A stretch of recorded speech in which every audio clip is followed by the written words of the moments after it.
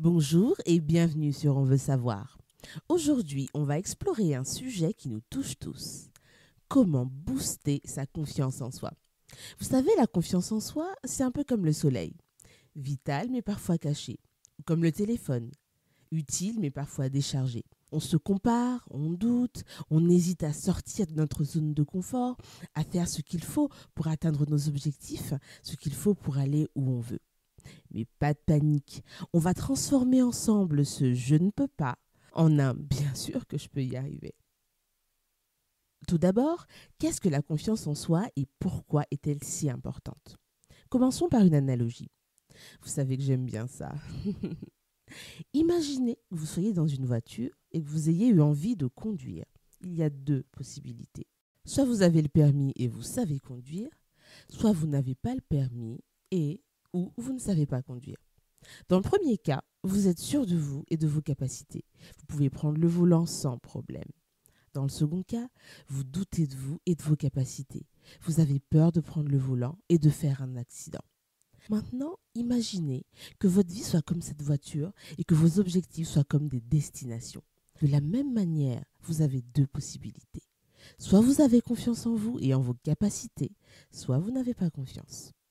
Si vous avez suffisamment confiance en vous, vous serez capable de prendre des initiatives, de relever des défis, d'atteindre vos objectifs. Si vous manquez de confiance en vous, ou si vous n'avez pas le niveau de confiance nécessaire, vous serez incapable de prendre des risques, de sortir de votre zone de confort, de mettre en place ce qu'il faut pour atteindre vos buts. Vous voyez où je veux en venir? La confiance en soi, c'est ce qui fait la différence entre être acteur ou spectateur. Ce qui joue beaucoup dans le fait d'avoir la sensation de réussir sa vie ou de la rater, et même d'être heureux ou malheureux. Si vous voulez réussir dans la vie, tant sur le plan personnel que professionnel, vous avez besoin d'une confiance en soi solide. C'est ce qui va vous permettre de vous affirmer en exprimant vos opinions, vos besoins, vos envies, sans craindre le jugement ou le rejet des autres. De vous épanouir en faisant des activités qui vous plaisent, qui vous font du bien, qui révèlent votre potentiel, et de vous réaliser en poursuivant vos rêves, vos projets, vos ambitions, sans laisser les obstacles ou les échecs vous décourager. La confiance en soi, c'est donc un élément clé pour votre réussite, votre bien-être et même votre paix intérieure. Mais comment la mesurer et la développer? C'est ce que nous allons voir maintenant. Quels sont les principes de la confiance en soi?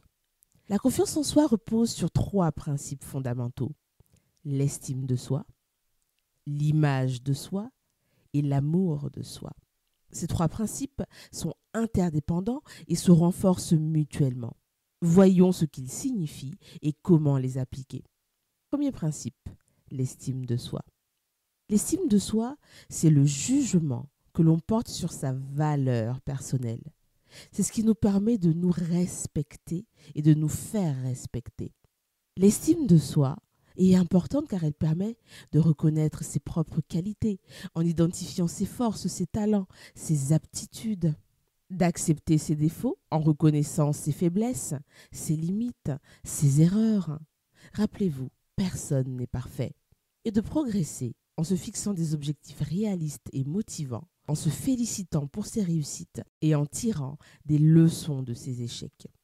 Pour développer votre estime de soi, je vous recommande de pratiquer trois choses: l'auto-évaluation, l'auto-reconnaissance, l'auto-amélioration. Pour vous auto-évaluer, vous devez être honnête avec vous-même.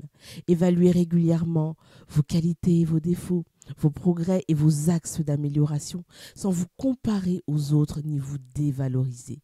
Et en faisant l'effort d'être patient avec vous-même, déterminé, persévérant, mais patient.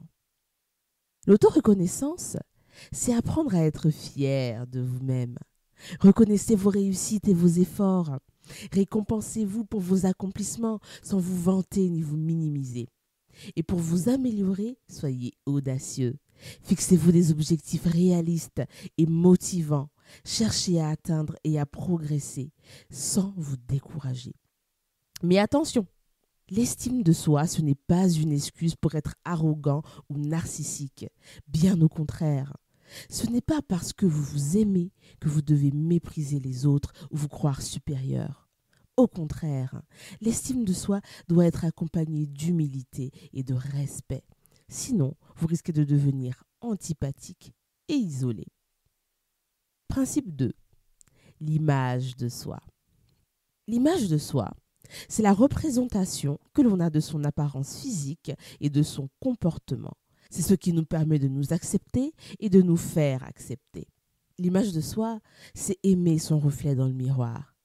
L'image de soi est importante car elle permet d'aimer son corps en prenant soin de son hygiène, de sa santé, de sa forme physique. D'aimer son allure en choisissant des vêtements, des accessoires, des coiffures qui nous mettent en valeur et qui reflètent notre personnalité. Victor Hugo ne disait-il pas « La forme, c'est le fond qui remonte à la surface ». Et une image de soi saine permet d'aimer son attitude en adoptant une posture, un regard, un sourire qui exprime notre confiance et notre sympathie. Pour développer votre image de soi, vous pouvez pratiquer l'auto-observation, l'auto-affirmation et l'auto-expression. Pour pratiquer l'auto-observation, soyez attentif à votre apparence et à votre comportement. Observez-vous dans un miroir ou dans une vidéo. Exprimez ce que vous aimez et ce que vous voulez améliorer. Pour l'auto-affirmation, soyez positif avec votre apparence et votre comportement. Répétez-vous des phrases qui renforcent votre confiance en votre estime, comme « je suis beau, je suis capable, je suis unique ». Mais trouvez des exemples concrets qui viennent confirmer cela, pour que ce ne soit pas juste des paroles robotiques et vides que vous répétez, mais que ce soit du concret, du réel, que vous pouvez véritablement croire. Pour ce qui est de l'auto-expression, soyez créatif avec votre apparence et votre comportement. Osez essayer de nouvelles choses qui vous plaisent et qui vous font plaisir, comme un nouveau look, une nouvelle activité, une nouvelle expérience. Vous pourriez vous redécouvrir, voire vous révéler à travers cela. Mais là encore, attention. L'image de soi, ce n'est pas une excuse pour être superficiel ou conformiste. Révélez-vous, mais restez authentique. Rester authentique, mais s'accepter, ne veut pas dire négliger votre apparence ou votre comportement. N'oubliez pas que si l'habit ne fait pas le moine, ça reste à l'habit qu'on reconnaît le moine. Principe 3, l'amour de soi. L'amour de soi, c'est le sentiment d'affection et de respect que l'on éprouve pour soi-même. C'est ce qui nous permet de nous faire du bien et de nous faire plaisir. L'amour de soi, c'est s'écouter et se respecter.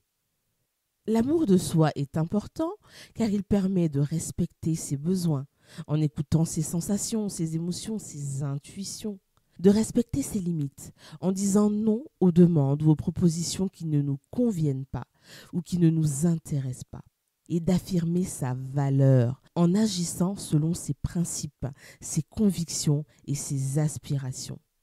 Pour développer votre amour de soi, vous pouvez pratiquer l'auto-écoute, l'auto-soin et l'auto-plaisir. Pratiquer l'auto-écoute, c'est être à l'écoute de vous-même, tout simplement. Écoutez vos sensations, vos émotions, vos intuitions et faire ce qui est bon pour vous sans vous laisser influencer par les autres ou par la société. Pratiquer l'auto-soin, c'est être bienveillant avec vous-même, prendre soin de votre corps, de votre esprit, de votre âme. Et pratiquer l'auto-plaisir, c'est être généreux avec vous-même, vous faire plaisir. Offrez-vous des moments agréables. Mais attention, l'amour de soi, ce n'est pas une excuse pour être égoïste ou narcissique. Ce n'est pas parce que vous vous aimez que vous devez oublier les autres ou vous croire au centre du monde. Au contraire, l'amour de soi doit être accompagné de générosité et de partage. Sinon, vous risquez de devenir solitaire et malheureux. Voilà. Nous avons vu ensemble ce qu'est la confiance en soi et pourquoi elle est importante. Nous avons vu quels sont les principes sur lesquels elle repose. L'estime de soi, l'image de soi et l'amour de soi. Nous avons vu comment évaluer sa confiance en soi et comment la développer au quotidien grâce à des exercices pratiques et des conseils utiles. J'espère que cette vidéo vous a plu et qu'elle vous a donné envie de travailler votre confiance en soi. Si c'est le cas, indiquez-le nous en commentaire. Si vous souhaitez un approfondissement sur tel ou tel point, écrivez-le en commentaire. Et aussi, dites-nous comment vous pratiquez l'amour de soi au quotidien. Partagez vos astuces dans les commentaires. Et bien sûr, je compte sur vous. Pensez à liker, à partager et à vous abonner pour ne rien rater de nos prochaines vidéos. Je vous dis à bientôt pour un nouveau sujet passionnant.